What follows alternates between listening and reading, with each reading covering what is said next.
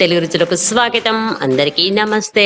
ఈ రోజు మన తెలుగు రుచుల్లో బేకరీ స్టైల్లో బిస్కెట్స్ ఎలా చేయాలో చూసేద్దాం. మన ఇంట్లోనే ఓవెన్ లేకపోయినా ఈజీగా బేకరీ స్టైల్ బిస్కెట్స్ చేసుకోవచ్చు. ఈ వీడియోలో చూపించిన విధంగా మీరు పిండిని ప్రిపేర్ చేసుకుంటే ఈ కాజు బిస్కెట్స్ని చాలా క్రిస్పీగా చేసుకోవచ్చు. ఈ కాజు బిస్కెట్స్ ఒకసారి మీరు ట్రై చేశారు అంటే బయట కూడా కొనవసరం లేదు, అంత బాగుంటాయి అన్నమాట. ఈ వీడియోని మీరు చివరి వరకు చూసి బిస్కెట్స్ని ట్రై చేయండి. ఇంకేమాత్రం ఆలస్యం చేయకుండా వీడియోలోకి వెళ్ళిపోదాం.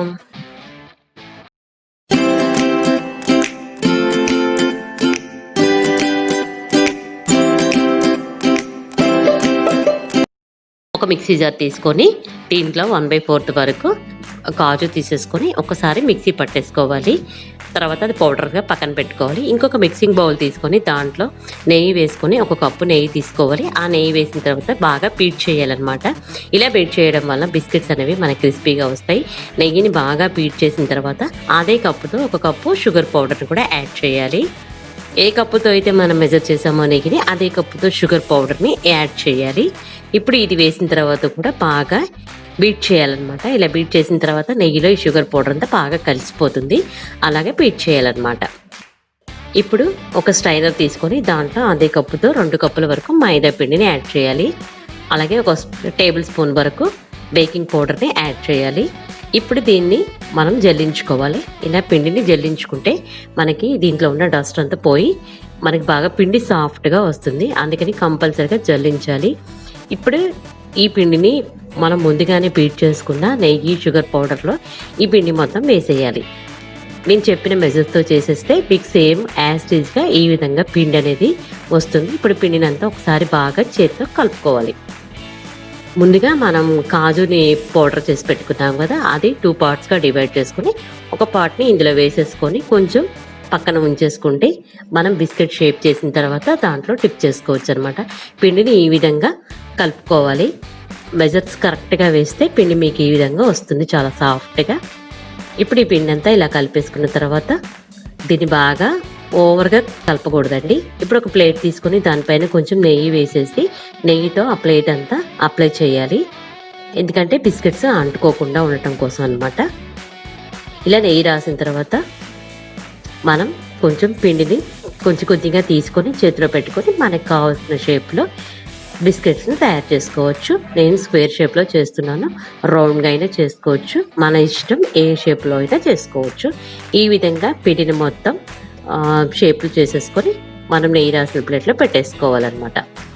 బయట అయితే మనకి డాల్డా అవి కలుపుతారు, ఏవేస్తారో అనేసి డౌట్ ఉంటుంది కదా. అదే ఈ విధంగా ఇంట్లోనే హెల్తీగా బిస్కెట్స్ని కుక్ చేసుకుంటే చాలా చాలా ఈజీగా తొందరగా అయిపోతాయి. ఈ బిస్కెట్స్ కూడా మనం ఇంట్లోనే ఈజీగా పిల్లలకి చేసి పెట్టచ్చండి. పిల్లలైతే బాగా ఎంజాయ్ చేస్తారు. దీంట్లో మనం కాజు కూడా వేసాం కాబట్టి మధ్య మధ్యలో ఆ కాజు తగులుతూ చాలా అంటే చాలా టేస్టీగా ఉంటాయండి.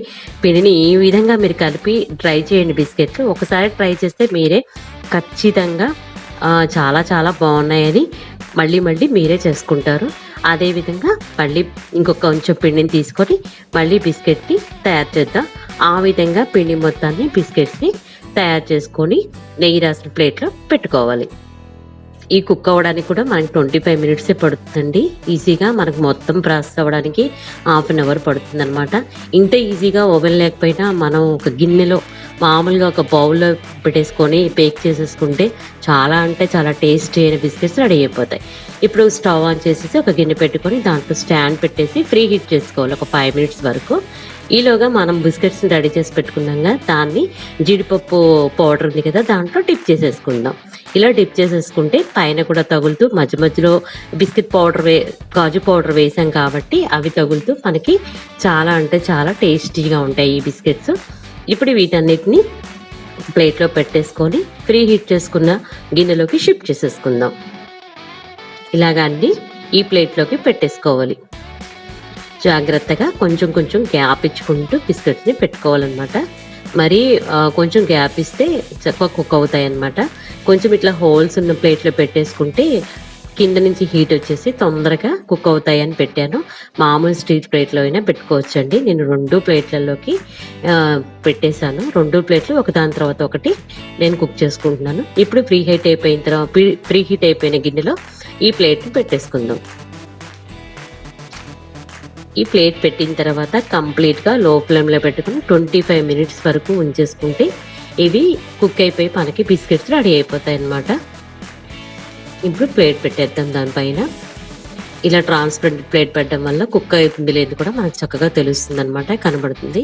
ఇప్పుడు ఒక బిస్కెట్ని నేను టర్న్ చేసి చూపిస్తాను, ఏ విధంగా కుక్ అయిందో చూడండి. చక్కగా క్రిస్పీగా చాలా అంటే చాలా టేస్టీగా ఉన్నాయండి బిస్కెట్స్. నెక్స్ట్ బ్యాచ్ని కూడా ఇలా స్టీల్ ప్లేట్ని కూడా పెట్టేసుకొని మళ్ళీ 25 మినిట్స్ వరకు కుక్ చేసుకుంటే అన్ని బిస్కెట్స్ చక్కగా రెడీ అయిపోతాయి అన్నమాట.